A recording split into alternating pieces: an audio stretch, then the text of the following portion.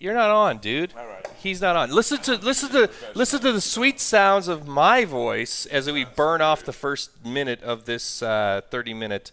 I was trying to save the batteries. You were trying to make it as bad as last show. I really felt like that fell on you, but we're this okay. time in amazing audio color. Hello again. Hello. Lovely to see you all. Thanks for coming to the shit show.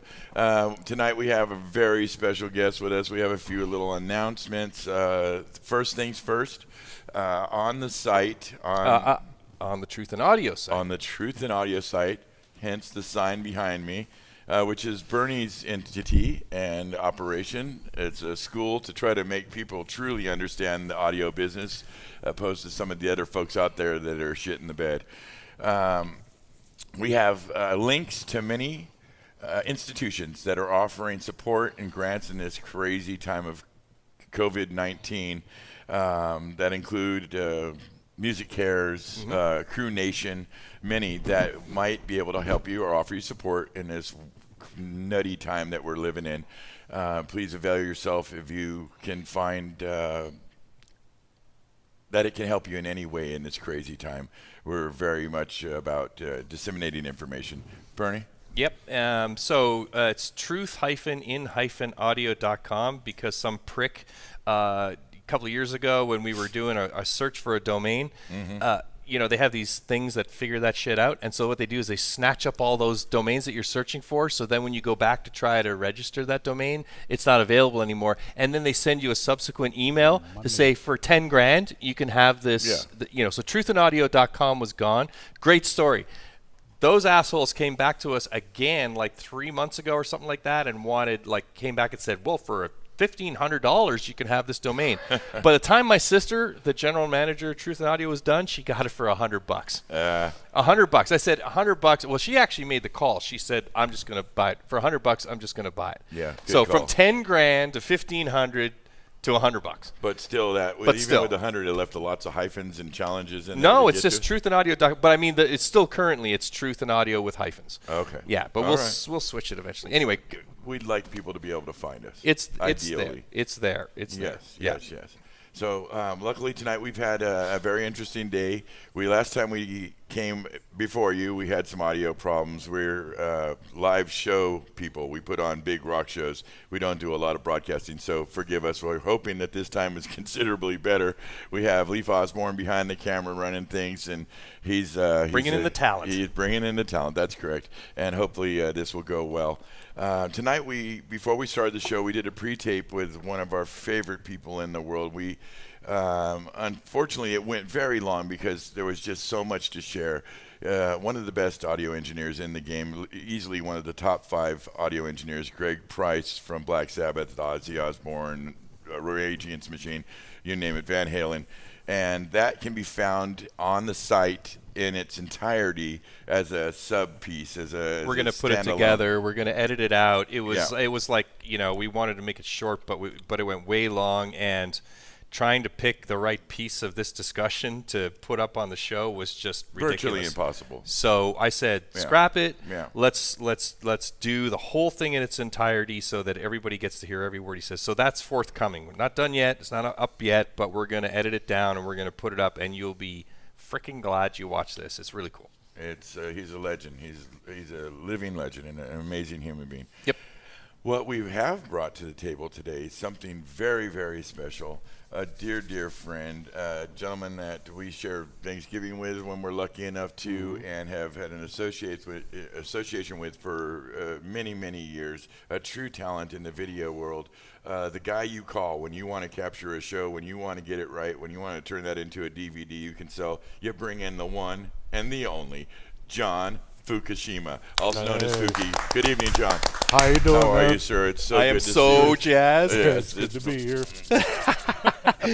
You are the next lucky contestant on Shit Show. Come on down. Yeah, what's my prize? We'll work that out after the show. They get to hear you. That's what your prize about that. So you are like a cat with 9 lives. You've had a very an extraordinary life, really. You are a member of the Hells Angels for going on 43 years, I believe. 43 years this October. Yes, sir.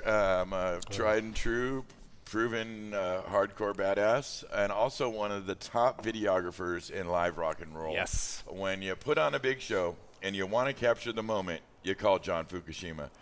And Fuki, I know you've worked with everybody from Aerosmith to Paul McCartney. I guess that was last year. This year, 2018 was Paul McCartney. Was that, yeah. Austin City Limits. Yep. And you did No Doubt and many other bands. I think your most recent incarnation was with the Rolling Stones. That's right. The big dogs in the game.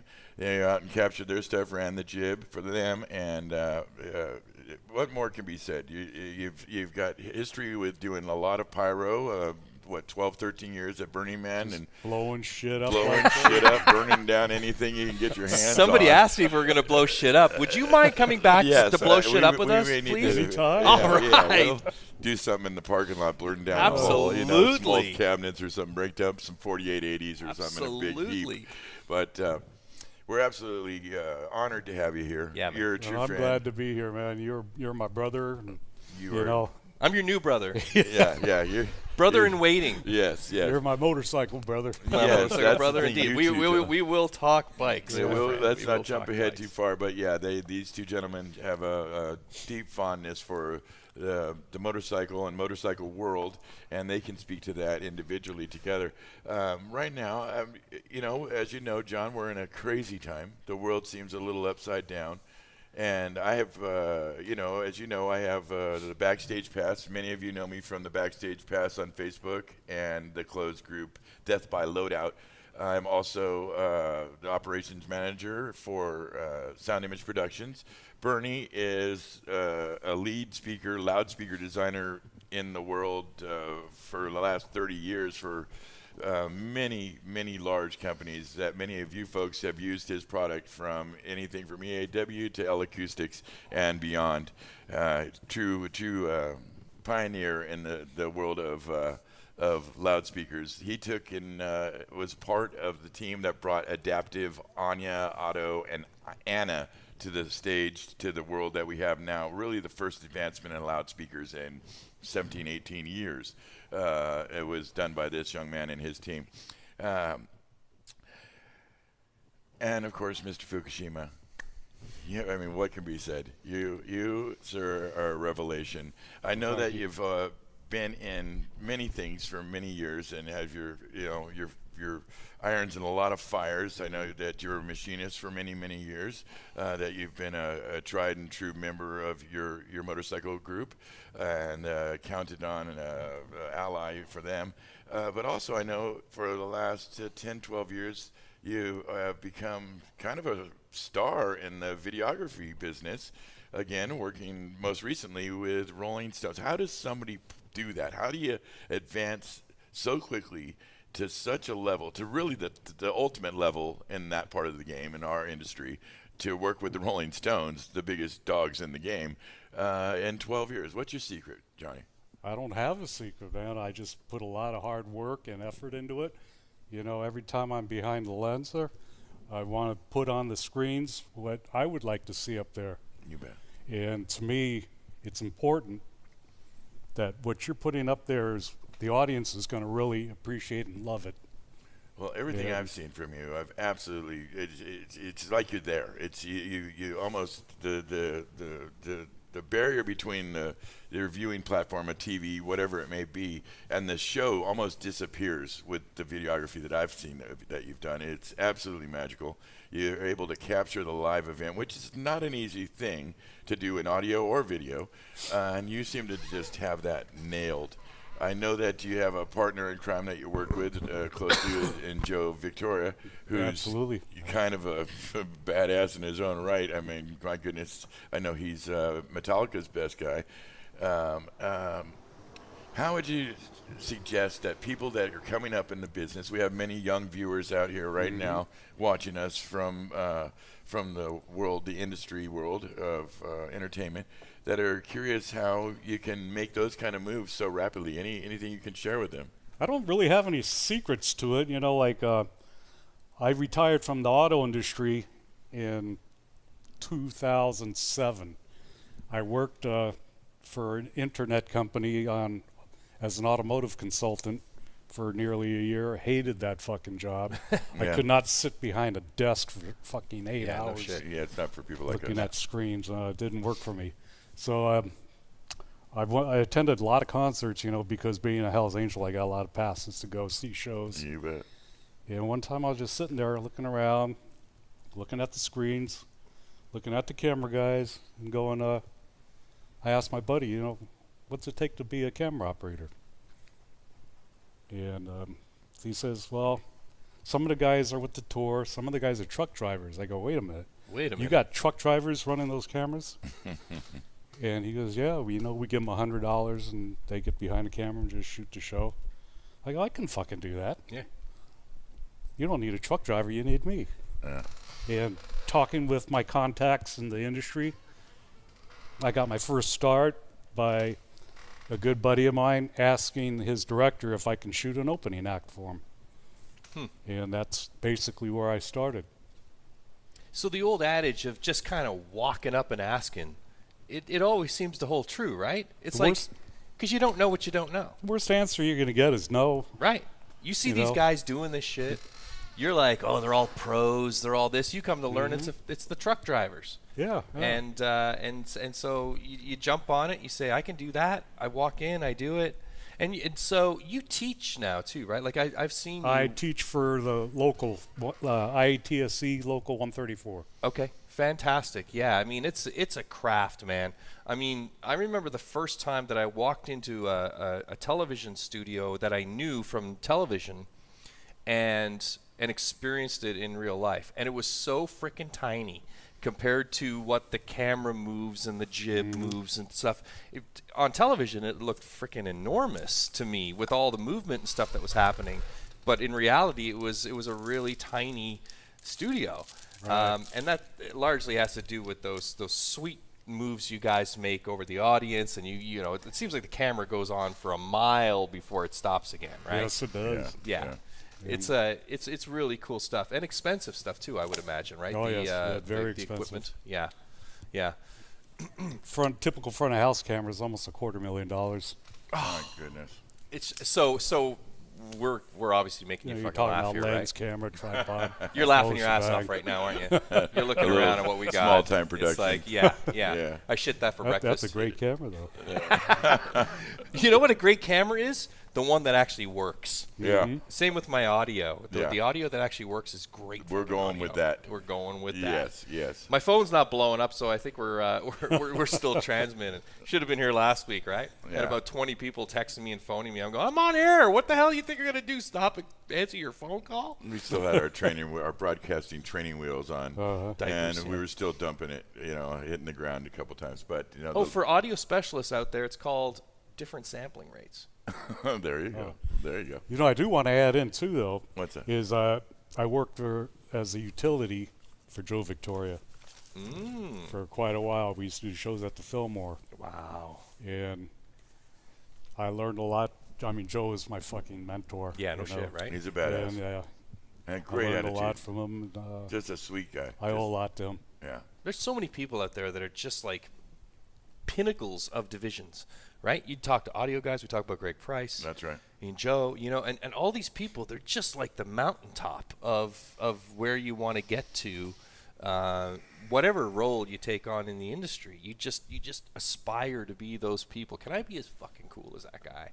Can I be as calm and as collected? And I'll tell you what, right? I'm 55 now. God. Yeah, you're super You're old. still a kid. In this room. But it's something you come to grips with as you get older, that you not that you've arrived per se, but you're in that top section of your industry, and then you look back and you realize how many years it took to get some sort of even internal recognition that you did a good job. You were on the right path. You made the right choices. I don't remember it happening. I mean, in your career. Yeah, I don't remember that day. There you go. Someone's calling you. I told you to mute that thing. No. Not this time. No. We're talking to the I'm man. going to have to call you back in a minute. Yeah, we're doing a show, buddy. I love you. It's my brother, the big boss. He's coming up on interview. I'm putting him on camera here soon. I'll call you right back. Bear with me, buddy. You were saying, I'm sorry. But anyway, I look back, as we're all up there in age now, and we look back and we go, wow, it kind of finally arrived. Do you feel that way with what you do? And like, obviously you're with the fucking Stones, dude. I'm like the Energizer Bunny. I just keep on going. Yeah, you don't notice it, I'm right? gonna be You 68 don't notice next it. month. Yeah. My God, Fuki, 68. I would never in a million years. You don't look it, man. I have known you for quite some time. And I would I never don't would have guessed. tell you I don't feel it except No. when I wake up in the morning. Sure. That's when it comes in, and all of a sudden, But, it starts to check out. Absolutely. So okay, so I sorry, I got it. Unless you got a really good question lined up. Hey, shoot from the hip, baby. What you Hogs. got? Oh, we're going into motorcycles, ladies and gentlemen. He's out. Well, He's out. This is a relatively recent development. He's gotten more into the cruisers, I think. Absolutely. So you said you went to a Honda. I started out with the 2016 Honda Goldwing, but I rode Harleys for 47 years. No shit, you did. And They rode you. Harleys are a great status symbol. They sound great. Yep. They look cool on them. Yep. But they fucking break all the time, and they empty your wallet. Yeah, absolutely. Yeah. So I've been Like an from American the car. very beginning. I was a sport bike guy, sport touring bike guy to start with. I still have about 10 different motorcycles. That tractor parked across the parking lot that you've seen me tinkering with and stuff. That is my first big twin.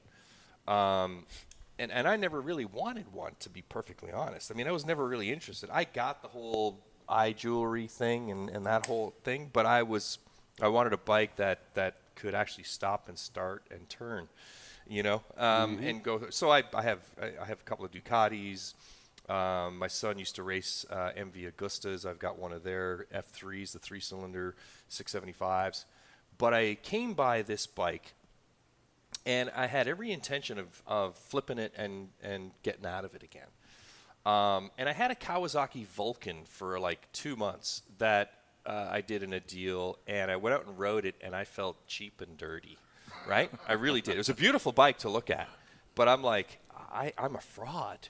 This is not the real McCoy. This is a perfectly functioning copy of the real McCoy, which is a Harley.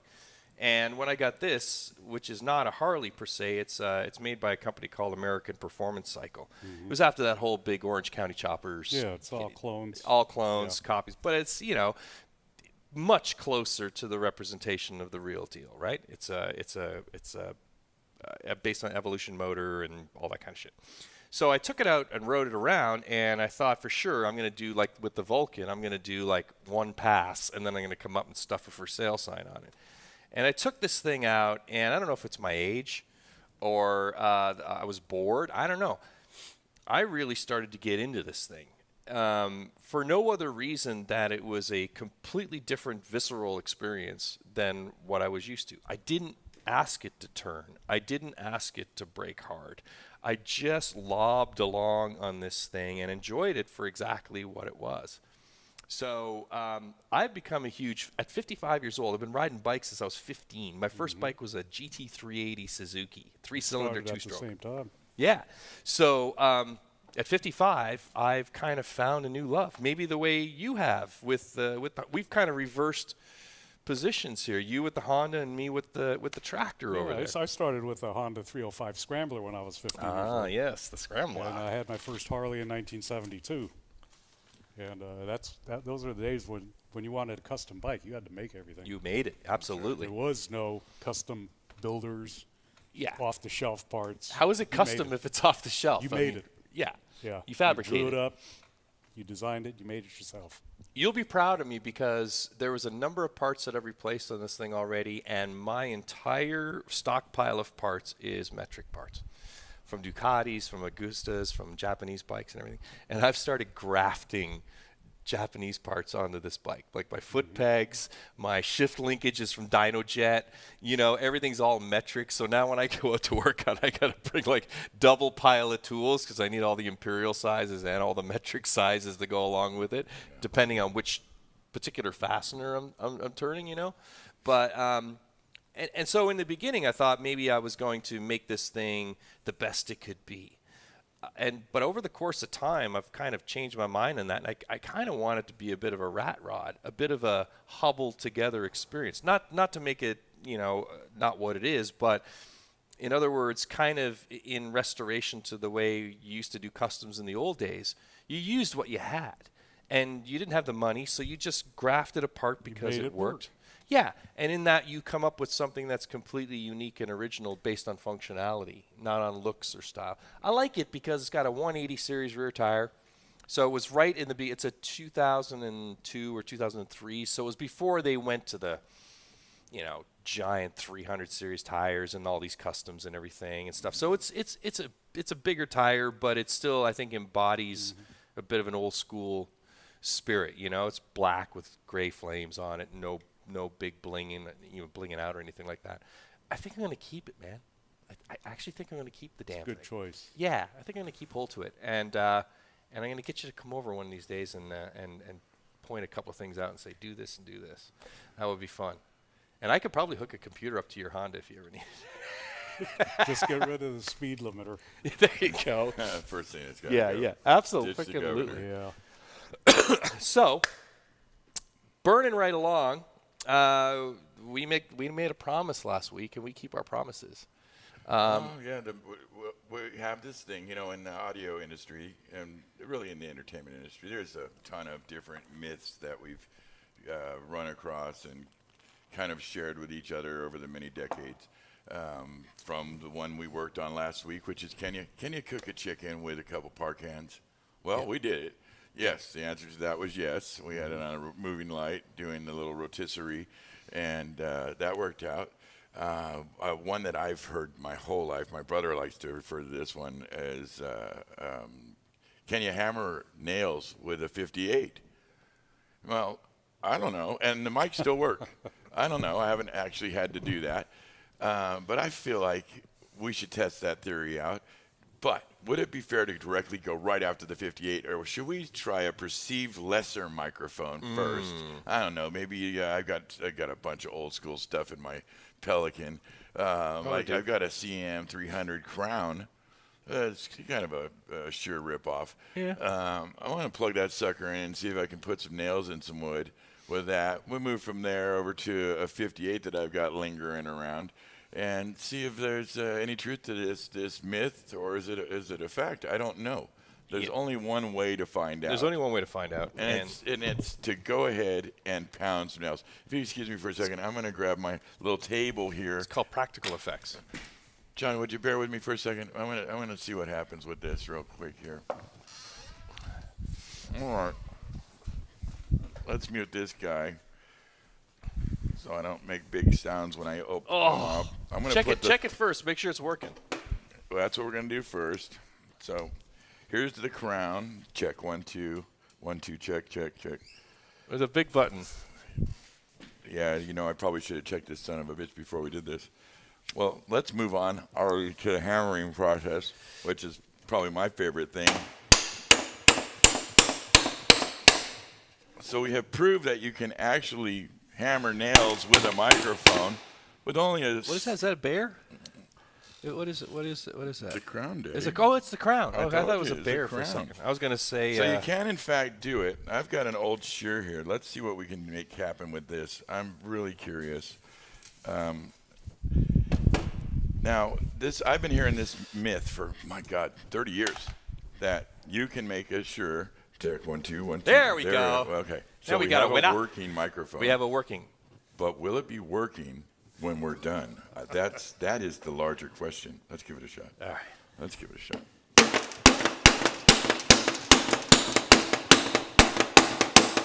Check 1 2. Yes! Check 1 2. It turns out it works, fellas. It works. Ladies and gentlemen, it works. Shure never let you down. 58, a true workhorse of the industry, has proven itself once again. I have dropped these from high altitudes, chucked them off of stages, lost them into audiences more times than I care to admit, and retrieved them and found them to be working. Shure makes a hell of a product. And you know what? We love them for it. Thank you, Shure. Thank you. That myth has been broken. Oh, my freaking God. And we're good. Thank you. Oh, my freaking God. During my weirdness. All right, so we have one more feature. We have one more feature here. I said the last time we were on I was going to start using our chat because we want to have engagement. And We have questions from the audience? yes, well, answers from the. I'm going to pose the question, and all right. I'm looking for answers. Okay. And so today's question. So what we're going to do is we're going to pick the best answer, the funniest answer. We're going to put you guys to the test, and so here's my throw-in, and I think this is a good thing to start doing. What's that? I'm gonna send the fucking best answer a free T-shirt, Truth and Audio shirt. You know, I had those bitchin' shirts. Really great shirts. Yeah, professionally trained to tuna fish. Tuna fish, Yeah, you know, we REO get it. Speedwagon. Yeah, we get it. We yeah, get it. yeah. And of course, we know everybody in the business loves swag. We love swaggle. I don't think you have enough T-shirts out there. So I'll send a T-shirt to the we best need answer more. to this. More T-shirts. More T-shirts to Yeah. polish my car Yeah. with. Why are riggers so upset? They're a grumpy bunch. That's it. There's the question. Now we shall wait, and we can move on, and we will wait, and Leaf will pick one of the answers to give us the best, and the winner gets. I bet you I got some rigger friends on there. No, So, I guarantee it. yeah. So we're looking for the most creative answer. I want to say props to the riggers. You know, we couldn't get it done without We you. love 'em. We love our riggers. Riggers are the badasses in the game. They're the guys that go up high on the steel and get it done. And without you guys, we couldn't do it. And so, personally, as departments go in our industry, one of my favorite departments. It's the reality check department. Yes. Can it really be done safely? I mean, these are the guys that hang, thousands of pounds of cabinets, of speakers over your heads. You think you got responsibility? Yeah. I'm worried if the audience is going to enjoy the show because I mixed it right or wrong. No, it's the real issues that we face and worry about out there. Is are we going to drop 12? Don't forget the video walls. Don't forget the video walls. Yeah, of Yeah. course. Somebody should have been there. Yeah, well, we saw that happen in Vegas last year. Drop Yeah. the whole video wall. That was crazy. That was nuts, and luckily nobody was hurt. But, it is in our business, it's one thing that definitely keeps us up at night. We're dealing with a lot of electricity. We're dealing with a lot of weight. We're changing venues, show to show to show when you're out on tour. And it's the part that we take, I'd like to think most of us take most seriously, is the safety of the audience, the band, and the whole endeavor. Leaf, do you have something for us? You have one? Because riggers look down on other people. Well, we already knew that. That was Okay, we'll put that one in the hopper. We got a couple of minutes left. That We'll- one was we'll- already we'll, well known. We'll get and, another one. They look down on everybody else. That's Yeah. absolutely true. Yeah. Yeah, but I mean, as far as the people that they're hard to get along with. Riggers are hard to get along with. Of anybody on a crew that I feel the happiest being friends with Yes. is a rigger. You think Like so? if you have a rigger as a friend on the crew, you're doing pretty good. Well, there's a thing. I know my brother has a practice. We like to, when you're going from city to city, this is something that he taught me years and years ago, was get friendly with security. Yep. Security is always, these guys are out there. It's a thankless job. They're hit and miss, and they're given a certain amount of responsibility, and many of them take it very seriously. Who can come and go from where to where? And so we roll up on them early in the show. We bring them a cup of coffee, maybe a little joint, and we get friendly. We spend a few minutes with them, show them some love. Security is high. That's what he's saying. And in effect, we come and go and do as we please, as we should, since we're all access. Yeah. But a lot of those times, if you don't develop this relationship with them, this is advice that to the new guys in the business. I cannot state this enough. Make friends with your security. They will be there when the shit jumps off. I came from the punk rock scene. Me and my brother started in the punk rock scene. And the rare and occasional times when we had security, it was critically important because, people were trying to pull down speaker towers and turn them into bonfires. And that was when security really came in and really in hand. I hear we have another question from the gal. No, we have another answer. Do you have a new answer? What do you got over What's there, the next best one that's coming in? When you're up as God in the arena and looking down at humans in general, I would be uptight too. That's pretty I like spot on. That's That's all net. Yeah. That does make sense. So we're ants basically. We're Yeah, belittled. the We're little people. We're the little people. Yeah. So I'm going to throw a curveball at the both of y'all. Okay. And I'm going to start out because I What can do you take got? it as well as I can give it. That kind of thing. So I'm going to go back and I'm going to remember the very first band that ever had, or artists of solo artists Sure. that ever had an influence on me in any way, shape, or form as I kind of started to find an interest in music in general. As I started, I'm Okay. talking like 8 or 9 years old or something like that. Sure. Right? And I'm going to be blatantly honest with the both of you. It's the only way you can be. The Bay City fucking Rollers. They rung your bell. Well, my sisters were like huge fans of the Bay City Rollers. They had their shit all over the walls and everything like that. And I'm like a kid, were right? Big in their time. Big. They were like the fucking next coming of the Beatles, for Christ's sakes, in Yeah. that time. And so I'm going to be perfectly honest. This is another great question. Maybe we'll do this as a poll. Being as honest, dead honest as you can. It's all about honesty. As you think about this for a minute, make it the most embarrassing, but the first artist that kind of brought you into, because if you say fucking Black Sabbath or Led Zeppelin, I'm walking Are you out. saying into the business or into music? No, in the music in general. Oh, it was the Cars. No doubt The about Cars. it. I mean, when I was young, this is the Not first. nearly embarrassing enough. No, because when I was young, music was kind of spoon-fed to me. I'm 10, 12 years old. Mom's handing me little Beatles Apple Core 45s. Yeah. But when it came time, I think it was 78. I want to say 78. And we were in the L.A. radio market, which is a huge market, and great, really a lot of selection there. And we were listening, I think, KROQ, and the debut of the Cars' first album came out, and my God, it just struck me. It just hit me. Yeah. And I took my money from my piggy bank, and I got my mom to take me to the whatever, I think back then it was Tower Records. I honestly don't remember where we went, and got that album and played it till I, wore a groove into it. And very, very shortly thereafter, my brother, which is, not uncommon, you follow the lead of your older brother, who is kind of in the forefront of a movement that was just happening, which was punk rock, L.A. punk rock, brought home the Germs. The Germs album, Darby Crash, the infamous Darby Crash, long gone Darby Crash, brought home the Germs, produced by, I believe, that was produced by Pat Benatar. And my God, talk about just changing gears overnight. Incredible, just hard hitting, incredibly well produced, fast, Yeah. a little pissed off. We're going in from the Carter era into the Reagan era, and some of us were a little angry. We weren't feeling it, And this music spoke to that. The Bay City Rollers had none of that. They didn't. They were just pretty boys with a little, do wop wop wop. Yeah. Sorry. And you, sir? I go way back farther than that. The Back to craziest. The Birds, the Kinks, Birds, good the stuff. You're talking like 64 Jefferson Kings. Airplane. Oh, sure. Get many times that we I am run the to the most stars. pathetic fucking creature amongst the three of you But the guys. Seeds, No. It's one that probably most people don't remember, are the Yeah. Seeds. The Seeds. The band, the Pushing Seeds. too hard. Oh, I don't think I'm even familiar with that. I don't think I know I'm going to have either. to look that up. Jesus Christ. Everybody check out Yeah. the Seeds. If Fuki says the Check- Seeds are check something to out know, the you should Seeds. know it. Trust me on this. How about this question? As I have many awful memories Questions?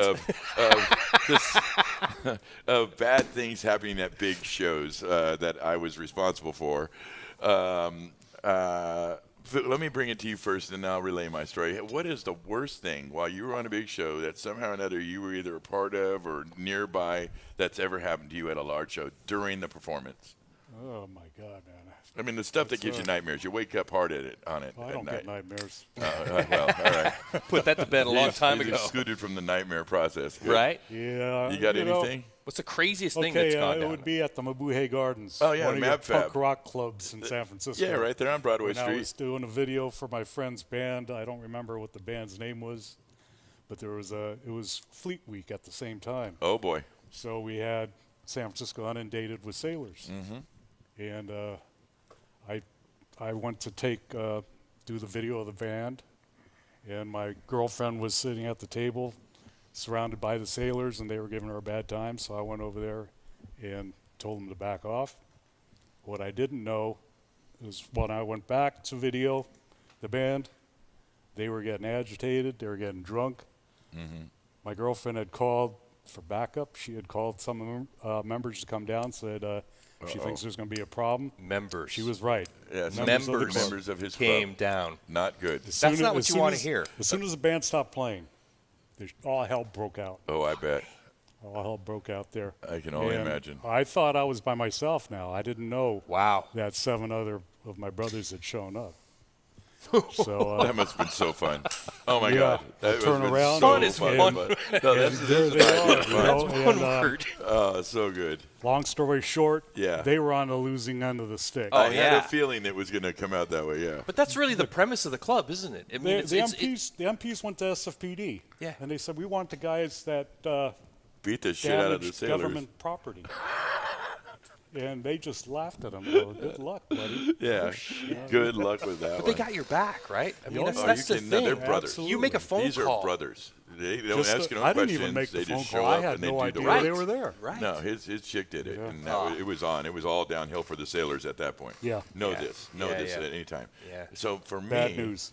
For me, the one that sticks really hard. I've got a bunch of them. Don't get me wrong. I got a couple from the '80s with me and my brother early on in the Eddie Money days and Greg Ken stuff that are full-on knockdown dragouts. But one, just a personal humiliation. We were doing what the hell is it called in the park? Outside Lands. We were doing an Outside Lands show. This must be, I want to say 2007, 8, around there, give or take.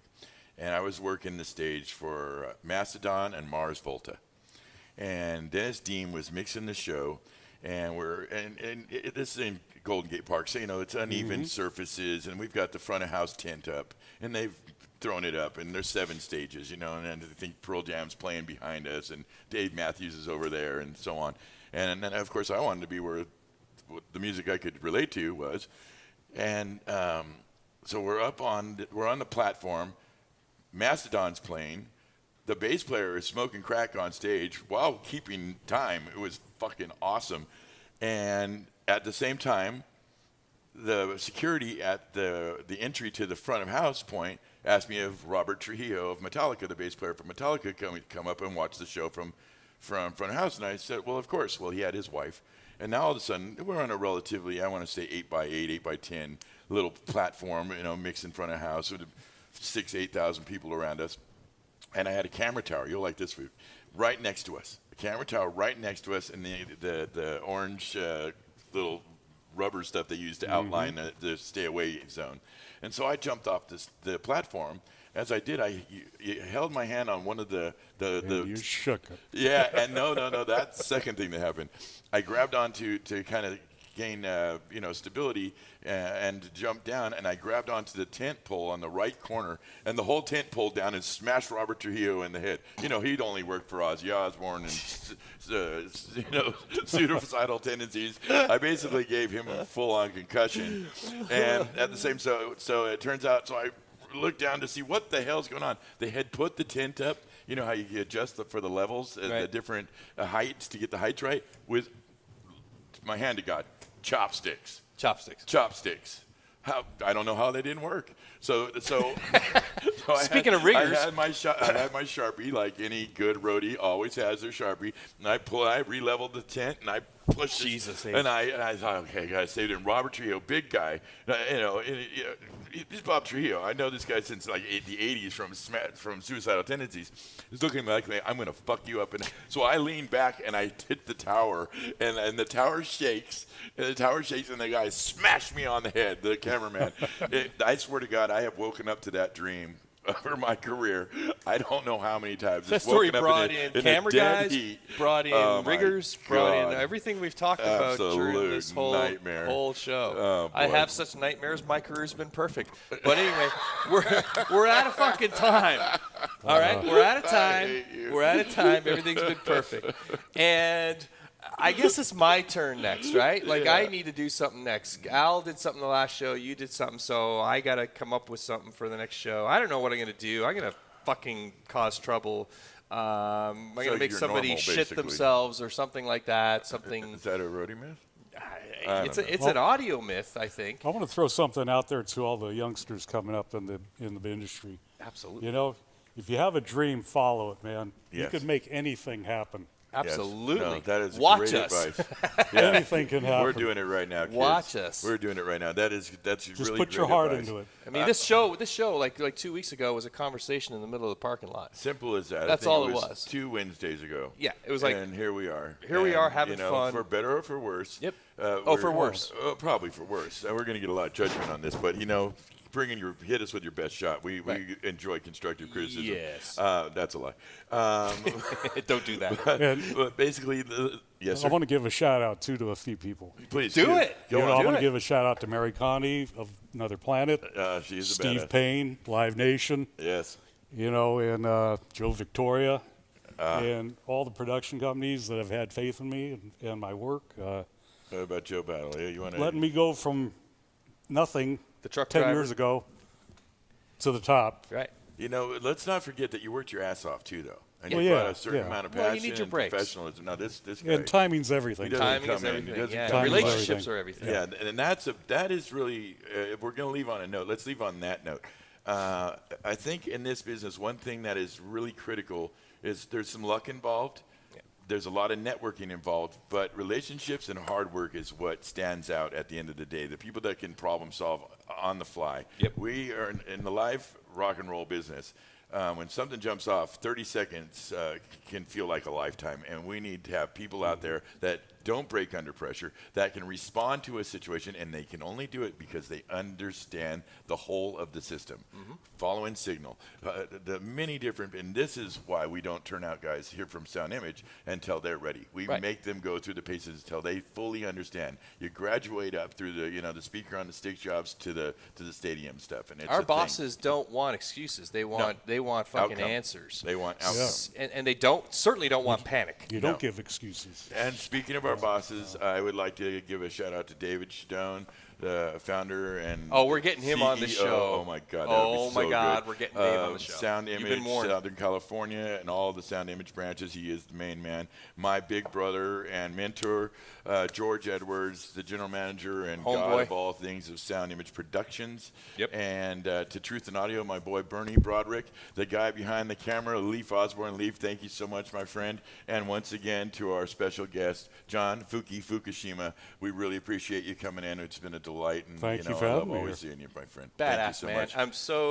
I'm so stoked to talk about bikes and the Hells Angels and stuff. It's been, it's fantasy for a young man. You know what I mean? Like, Well, he lived it. That's Yeah, the difference. yeah. Your fantasy, his reality. his reality. Yeah. And I hung out with, my son used to be sponsored by Arlen Ness. Mm-hmm. So this whole custom bike thing and stuff, it's been around me for a long time, and the big twins and stuff like that. So I'm looking forward to getting you back, and we're gonna roll that fucking tractor in here, man. We're I gonna can promise pound you some we're gonna metal or bring- do something. We're going to bring Fuki back We'll with put them his both side permission by side. with Joe Oh, yeah. Victoria, Metallica's videographer, and Yeah. Mr. All-Around fucking great guy. Yeah. And maybe we can do a little tag team with him if that's something that sounds okay to you, Fuk. I'd love it. All right, fuckers. I'd love it. We're gonna jet. Thanks a lot. It was not quite as shitty as the last one, but we'll try harder. Yeah, All right. It will always get better. And please remember, we're going to put up something from Greg Price, the one and Greg only Price. Greg Price. We had a 30-minute interview with him just before Fuki arrived. That was fantastic, illuminating. This is one of the top engineers in the business and a great dear friend of ours. And I really highly suggest you watch it. It was quite an interview and a treat for us. You folks out there, have a great night. Thank you for tuning in, and we hope to see you next time. Mom, send me money.